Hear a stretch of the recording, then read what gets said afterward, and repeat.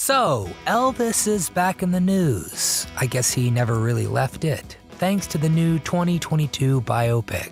Much of the drama in the film centered on Elvis's complicated relationship with his manager, Colonel Tom Parker. The tragic story of Lisa Marie is just as dramatic and heart-wrenching as that of her famous dad. Intense fame can have a disastrous effect on loved ones, issues that spiral for generations, causing more and more problems and more tragedies. So today we're looking into the tragic life of Lisa Marie Presley. Before we begin, make sure to give this video a thumbs up to show support, and subscribe to our channel for more videos like this. So come on, let's unpack the legacy of a superstar. What happened?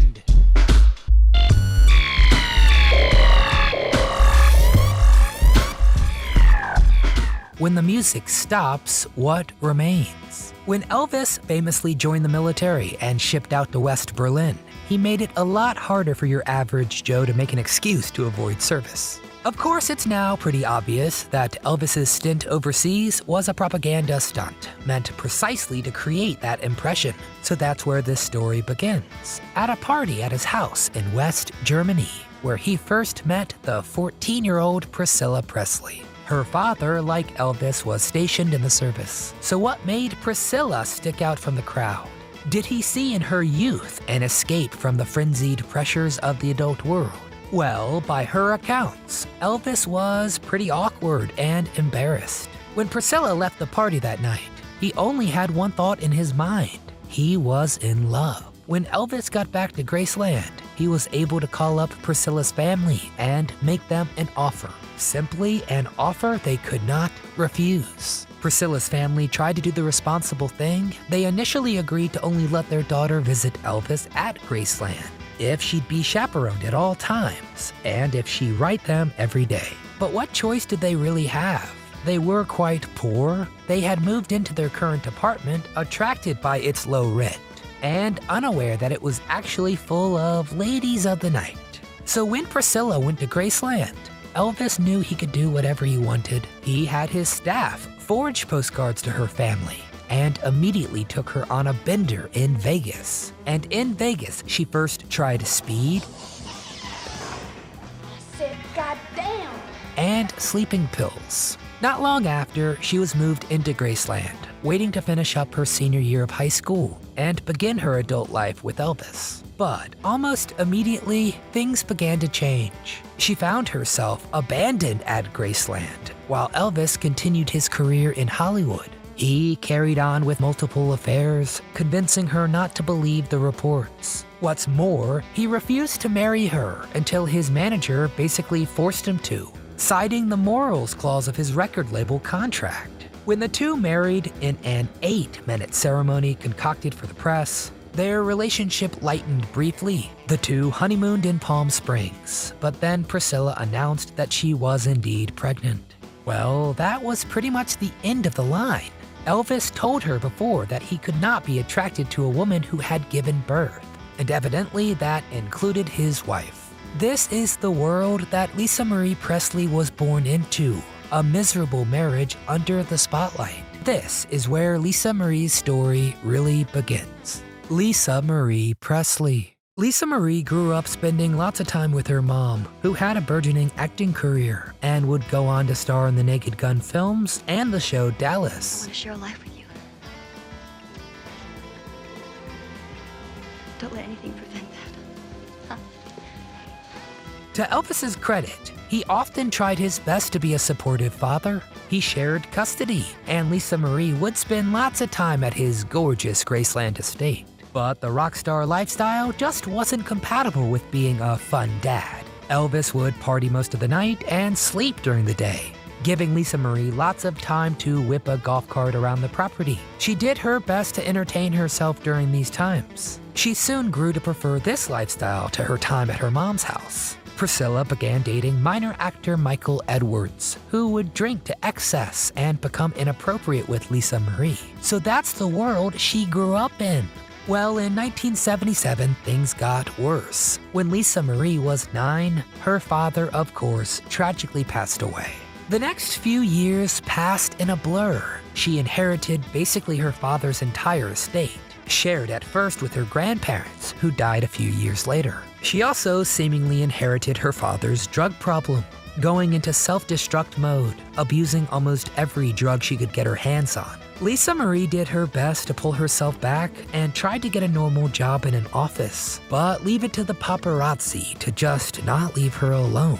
When she was 17, she became involved with Scientology, a group that her mother had long been affiliated with, and that she thought could help her with her substance issues. Well, it turns out they would, but for a huge price. She had a brief marriage to fellow Scientologist Danny Keough, with whom she had a daughter and a son. She became good friends with stars like Johnny Ramone, Alanis Morissette, Rob Zombie, and Billy Corgan.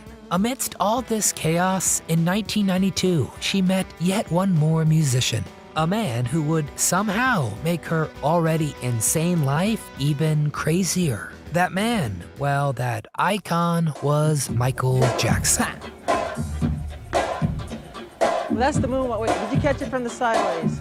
The king of pop.